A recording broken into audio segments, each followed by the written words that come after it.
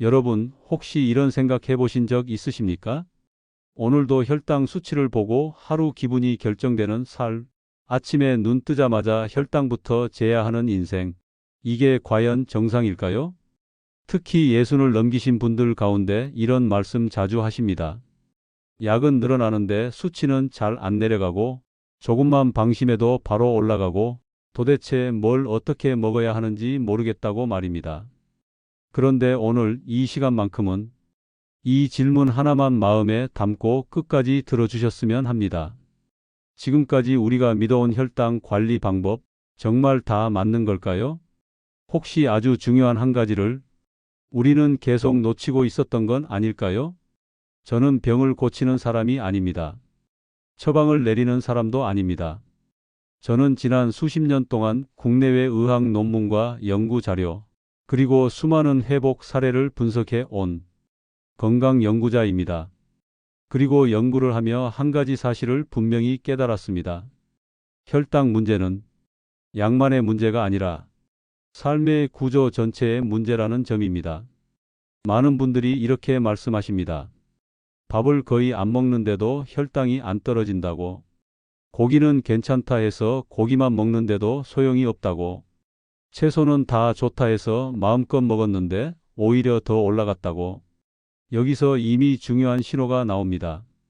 혈당 관리는 적게 먹는 문제가 아니라 무엇을 어떻게 먹느냐의 문제라는 신호 말입니다.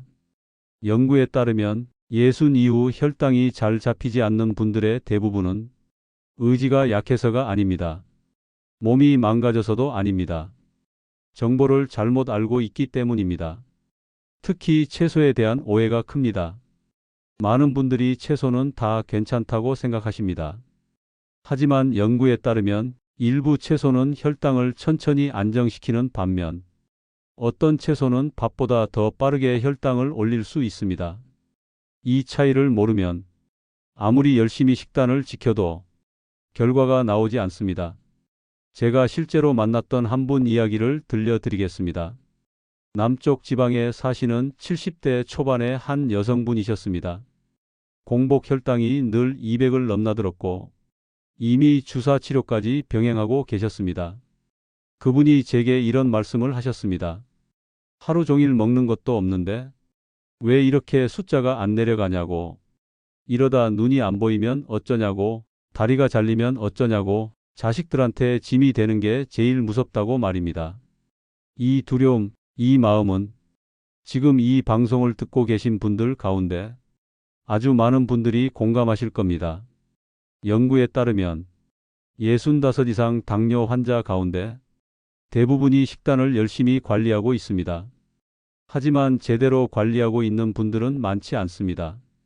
굶거나 한 가지 음식만 고집하거나 인터넷에서 떠도는 이야기를 그대로 믿고 검증되지 않은 식품을 드시는 경우도 많습니다.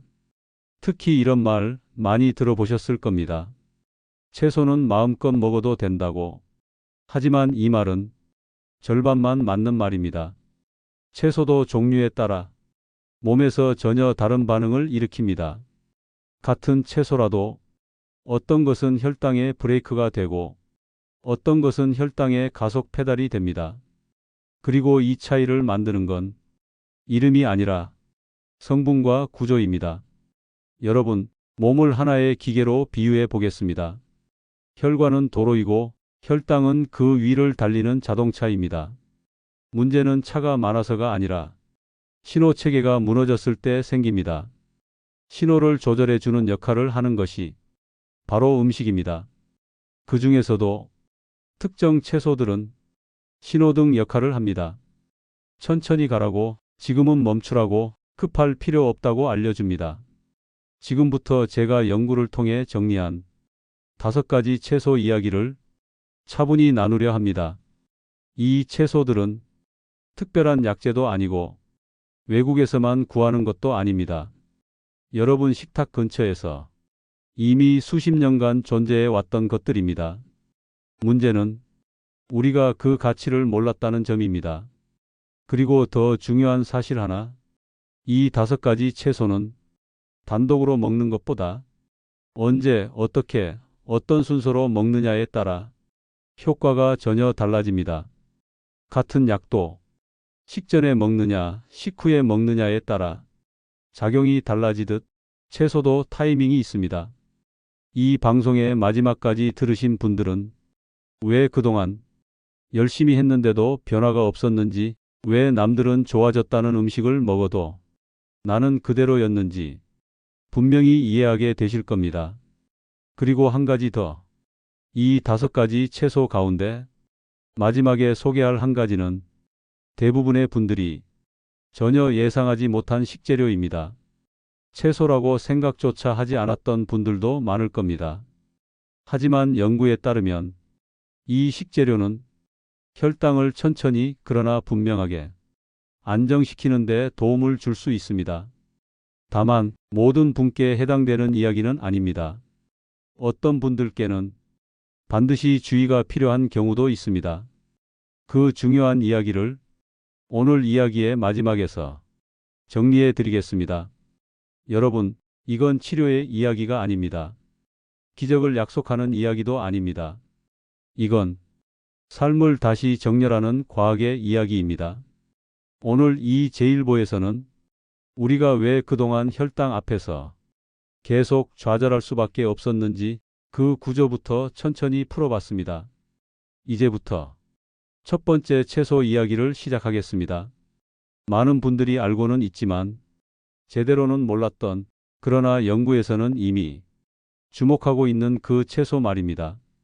다음 이야기를 듣고 나면 여러분은 아마 이렇게 말씀하시게 될 겁니다. 아, 그동안 내가 놓친 게 이거였구나. 여러분, 혹시 이런 경험 있으십니까? 분명히 건강에 좋다고 해서 먹고 있는데 몸은 별로 달라지는 것 같지 않고 오히려 속이 더 더부룩해지거나 혈당 수치는 그대로인 느낌. 이럴 때 사람은 2가지 중 하나를 선택합니다. 더 열심히 하거나 아니면 아예 포기해 버리거나. 연구를 하다 보면 포기하는 분들 대부분이 게을러서가 아니라 방향을 잘못 잡았다는 걸 알게 됩니다. 혈당 관리의 시작점에서 가장 많이 오해받는 채소, 오늘 그 이야기를 해보려 합니다. 많은 분들이 이렇게 말씀하십니다. 나는 채소를 정말 열심히 먹는다고, 브로콜리도 먹고 샐러드도 챙기고 몸에 좋다는 건 다 해봤다고 말입니다. 그런데 여기서 중요한 질문 하나 드리겠습니다. 여러분이 드신 건 채소입니까? 아니면 성숙한 채소입니까? 이 차이가 생각보다 큽니다. 식물이 자라는 과정을 떠올려 보십시오. 싹이 막 틀 때 그 안에는 앞으로 자라기 위한 엄청난 에너지가 농축되어 있습니다. 연구에 따르면 많은 식물은 가장 어린 시기에 몸을 보호하기 위한 강력한 생리활성 물질을 만들어냅니다. 그 대표적인 예가 바로 오늘 말씀드릴 첫 번째 채소입니다. 브로콜리의 어린 시절, 바로 브로콜리 새싹입니다. 이 말을 들으면 이런 반응이 나옵니다. 그거 그냥 장식 아니냐고, 고기 옆에 조금 얹어 나오는 그거 말이냐고. 하지만 연구에 따르면 이 작은 새싹이 혈당 관리에서 차지하는 역할은 생각보다 훨씬 큽니다. 의학계에서는 브로콜리 새싹에 들어있는 특정 생리활성 성분이 혈당 대사 경로에 영향을 줄 수 있다고 보고하고 있습니다. 쉽게 말하면 몸속에서 포도당이 만들어지고 사용되는 흐름에 브레이크를 걸어주는 역할을 할 수 있다는 이야기입니다. 여기서 중요한 건 양이 아닙니다. 종류와 상태입니다. 많은 분들이 브로콜리는 열심히 드시면서도 새싹은 그냥 지나칩니다. 하지만 연구에 따르면 이 새싹 단계에서만 특정 성분이 훨씬 농축되어 나타납니다. 이건 마치 잘 익은 과일보다 씨앗의 생명력이 더 강한 것과 비슷합니다. 제가 만났던 한 남성분 이야기를 들려드리겠습니다. 70대 중반이셨고 수년째 공복 혈당이 200에 가까웠습니다. 이분도 브로콜리는 자주 드셨습니다. 하지만 새싹은 별 의미 없는 것이라 생각하셨다고 합니다. 식단에 브로콜리 새싹을 소량 추가하고 섭취 시간을 조정한 뒤 몇 달이 지나자 혈당 수치가 조금씩 내려가기 시작했습니다. 그분이 하신 말씀이 인상적이었습니다. 이렇게 작은 걸로 뭐가 달라지겠냐고 생각했는데 몸은 거짓말을 안 한다고 말입니다. 여러분, 여기서 중요한 원칙 하나 짚고 가겠습니다. 혈당을 안정시키는 음식은 많이 먹는 음식이 아니라 먼저 먹는 음식입니다. 연구에 따르면 식사 전에 특정 채소를 먼저 섭취하면 이후 들어오는 탄수화물의 흡수 속도가 달라질 수 있습니다. 이건 마치 도로에 방지턱을 먼저 설치해 두는 것과 같습니다. 차가 갑자기 달리지 못하도록 말입니다. 브로콜리 새싹은 이 역할을 할 수 있는 채소 중 하나입니다. 하지만 여기서 또 하나의 함정이 있습니다. 조리 방법입니다. 이 새싹은 강한 열을 가하면 중요한 성분이 쉽게 손상될 수 있습니다. 그래서 지나치게 익히거나 오래 볶는 방식은 오히려 도움이 되지 않을 수 있습니다. 연구자 입장에서 보면 가장 중요한 건 자연에 가까운 상태를 유지하는 것입니다. 그리고 또 하나, 이 채소가 모든 분께 무조건 맞는 것은 아닙니다. 의학계에서는 특정 체질이나 특정 질환이 있는 분들의 경우 섭취에 주의가 필요하다고 보고하고 있습니다. 특히 갑상선 기능과 관련된 문제가 있는 분들은 반드시 전문가와 상의한 뒤 양과 빈도를 조절해야 합니다. 여러분, 이건 무섭게 들리라고 하는 말이 아닙니다. 오히려 반대입니다. 내 몸을 존중하면서 안전하게 접근하자는 이야기입니다. 혈당 관리는 경쟁이 아닙니다. 누가 더 빨리 낮추느냐의 싸움도 아닙니다. 내 몸이 받아들일 수 있는 속도로 조금씩 구조를 바꾸는 과정입니다. 여기에서 첫 번째 채소를 통해 한 가지 메시지를 전하고 싶었습니다.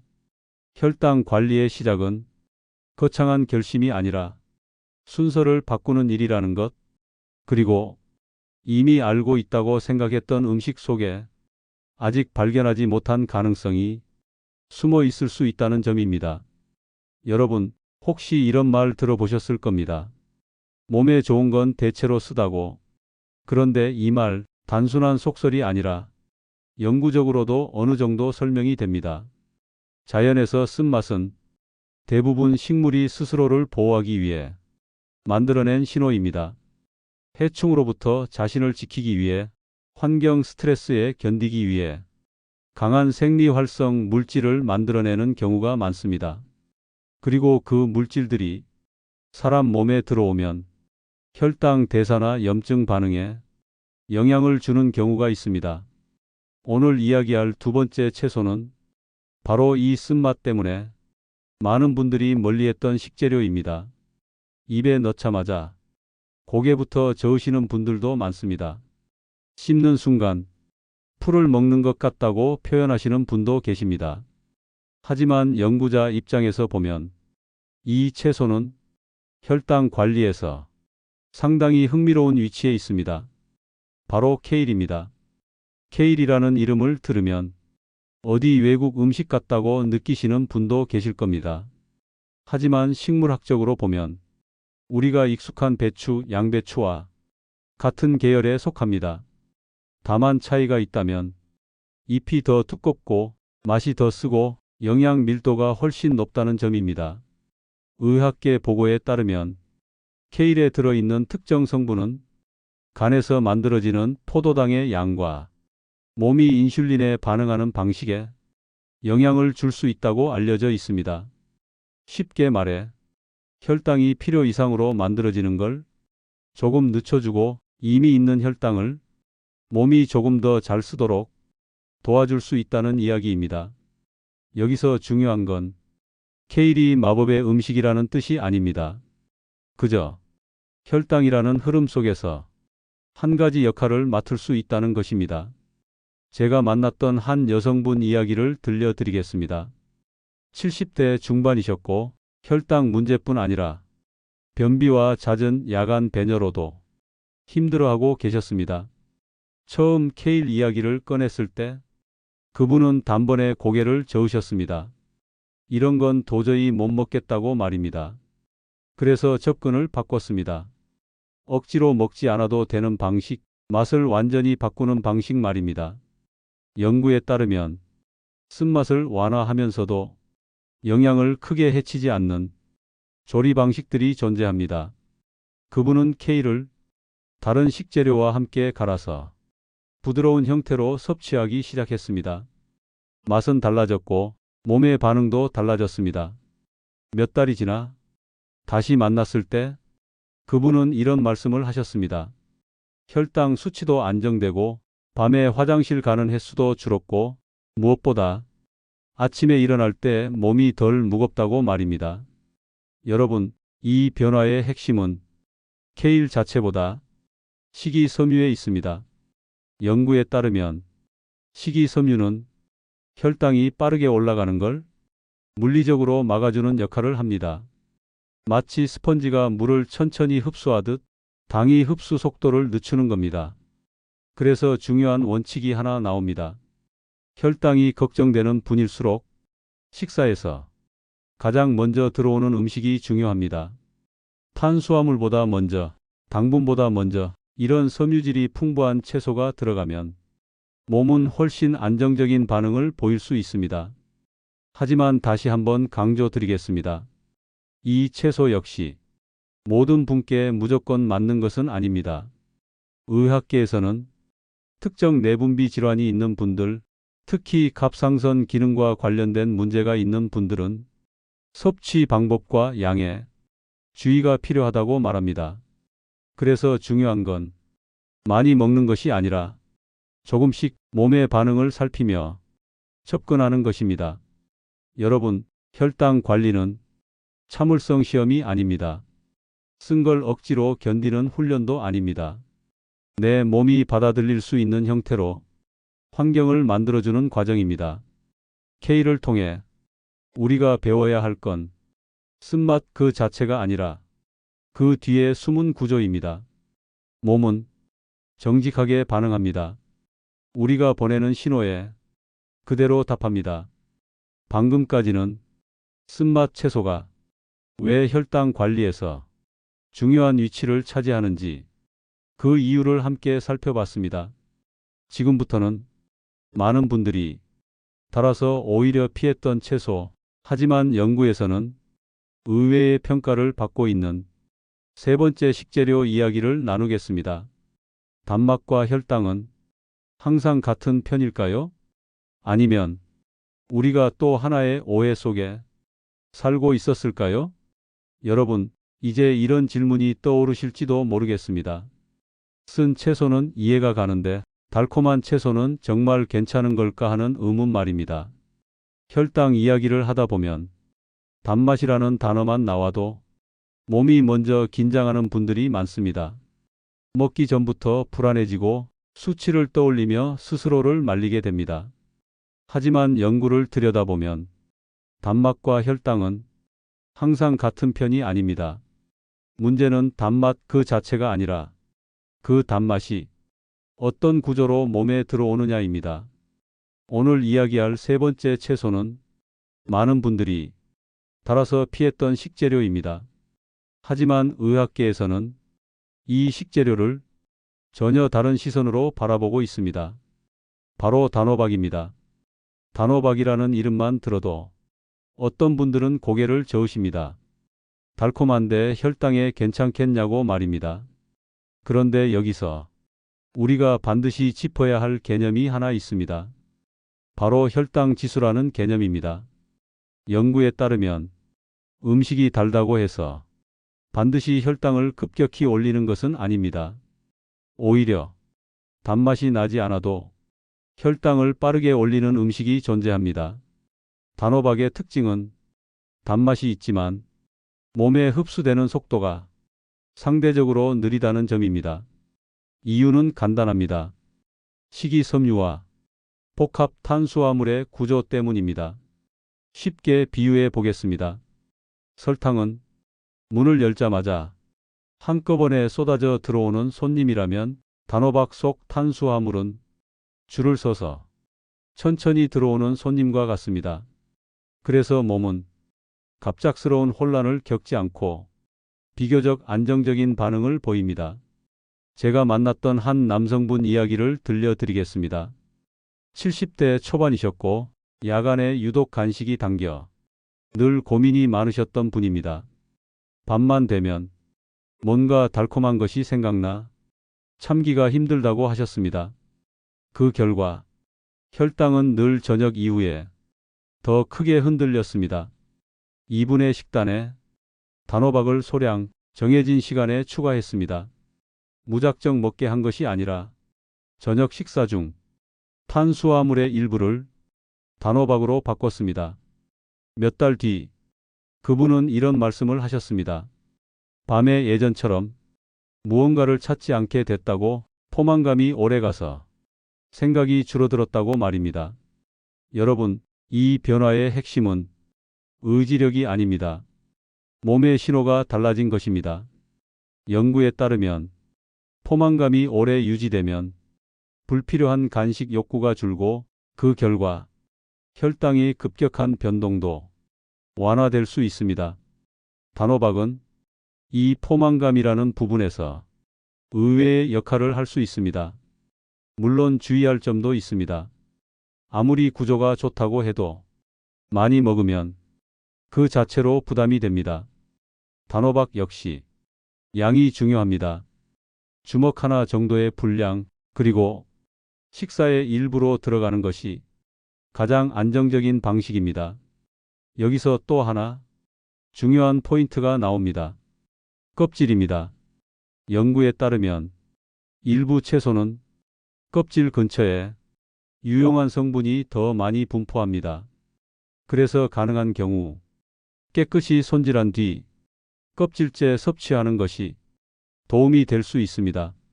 단호박을 통해 우리가 다시 한번 확인해야 할 사실은 이것입니다. 혈당 관리에서 저그는 단맛이 아니라 무질서입니다.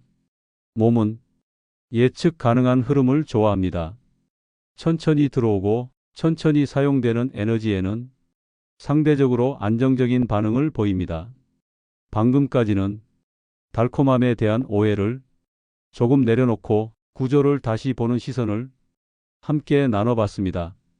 지금부터는 많은 분들이 아무 생각 없이 버려왔던 부분, 하지만 연구에서는 오히려 핵심으로 주목하는 네 번째와 다섯 번째 식재료 이야기를 이어가겠습니다.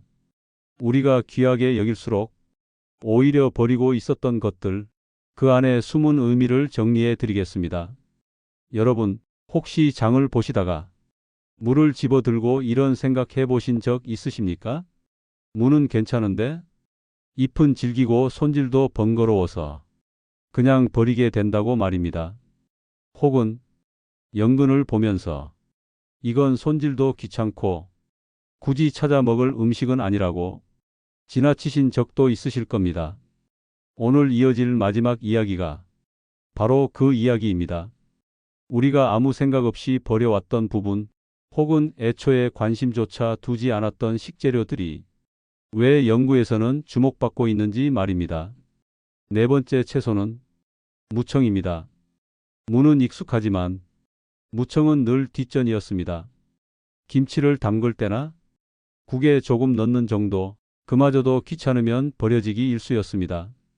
하지만 연구를 보면 무보다 무청에 식이섬유와 특정 생리활성 성분이 더 풍부하게 들어있는 경우가 많습니다. 특히 혈당과 관련해서는 이 식이섬유가 중요한 역할을 합니다. 흡수 속도를 늦추고 식후 혈당이 급격히 오르는 것을 완화하는 데 도움을 줄 수 있습니다. 제가 만났던 한 어르신은 70대 후반이셨습니다. 식사는 늘 소식이었지만 혈당은 쉽게 내려가지 않았습니다. 이분의 식단에 무청을 조금씩 국이나 나물 형태로 꾸준히 포함시키기 시작했습니다. 몇 달이 지난 뒤 그분은 이렇게 말씀하셨습니다. 속이 훨씬 편해졌고 식사 후에 느끼던 묘한 불편함이 줄었다고 말입니다. 여러분, 이건 대단한 기적의 이야기가 아닙니다. 몸이 원래 좋아하는 방향으로 조금 돌아갔다는 이야기입니다. 다섯 번째, 그리고 오늘 이야기의 마지막 식재료는 많은 분들이 채소로 생각조차 하지 않았던 것입니다. 바로 연근입니다. 연근은 생김새부터 조금 낯섭니다. 구멍이 숭숭 뚫려 있고 손질도 번거롭습니다. 하지만 연구에 따르면 연근에는 점성이 있는 성분이 포함되어 있어 소화 과정에서 특별한 역할을 할 수 있다고 알려져 있습니다. 이 점성이 위와 장에서 음식물이 이동하는 속도를 천천히 만들어 혈당이 급격히 오르는 것을 완화하는 데 도움을 줄 수 있다는 것입니다. 쉽게 말하면 연근은 몸속에서 속도 조절 장치 역할을 할 수 있습니다. 제가 만났던 한 분은 속 쓰림과 혈당 문제를 함께 겪고 계셨습니다. 자극적인 음식은 물론이고 조금만 잘못 먹어도 속이 불편하다고 하셨습니다. 연근을 조림이나 국 형태로 조심스럽게 식단에 넣었고 시간이 지나며 속의 불편함과 함께 혈당의 변동 폭도 조금씩 줄어들었습니다. 이분이 하신 말씀이 지금도 기억에 남습니다. 몸이 급해하지 않는 느낌이 든다고 말입니다. 여러분, 이 표현이 참 중요합니다. 몸이 급해하지 않는다. 혈당 문제는 몸이 늘 급한 상태에 놓여 있다는 신호일지도 모릅니다. 오늘까지 5가지 채소 이야기를 함께 나눴습니다. 어린 상태의 채소, 쓴맛을 가진 채소, 달콤하지만 구조가 다른 채소, 우리가 버려왔던 잎, 그리고 낯설지만 속도를 조절해 주는 뿌리. 이들의 공통점은 하나입니다. 모두 혈당을 억지로 누르려 하지 않는다는 점입니다. 대신 천천히 흐르게 돕습니다. 여기서 반드시 드려야 할 말씀 하나가 있습니다. 이 모든 이야기는 약을 대신하자는 이야기가 아닙니다. 지금 드시고 있는 약을 임의로 중단하거나 조절하라는 뜻도 아닙니다. 연구에 따르면 식단과 생활 습관은 약을 보완하는 역할을 할 수는 있지만 대체하는 개념은 아닙니다. 특히 신장 기능에 문제가 있거나 특정 질환으로 치료 중인 분들 혹은 여러 약을 함께 복용 중인 분들은 반드시 전문가와 상의하며 조심스럽게 접근하셔야 합니다. 여러분, 건강은 용기보다 지속이 필요합니다. 하루 이틀 바꾼다고 몸이 달라지지는 않습니다. 하지만 방향이 맞다면 몸은 반드시 반응합니다. 연구를 보면 많은 변화는 3개월에서 6개월 사이에 서서히 나타납니다. 눈에 띄지 않게, 하지만 분명하게 말입니다. 오늘 이 이야기를 들으신 여러분께 마지막으로 이 말씀을 드리고 싶습니다. 여러분의 몸은 아직 포기하지 않았습니다. 다만 어떻게 도와달라는 신호를 우리가 잘못 해석해 왔을 뿐입니다. 오늘부터 하나만 바꿔도 충분합니다. 식사의 순서 하나, 채소 하나, 속도를 조금 늦추는 선택 하나. 그것이 쌓이면 혈당뿐 아니라 삶 전체의 리듬이 달라질 수 있습니다. 이 이야기가 여러분의 하루에 작은 방향 표지판 하나가 되기를 바랍니다. 지금 이 순간부터 나는 내 몸을 조금 더 존중하겠다고 마음속으로만이라도 말해 보셔도 좋겠습니다. 다음에 또 연구와 삶의 이야기를 들고 찾아뵙겠습니다.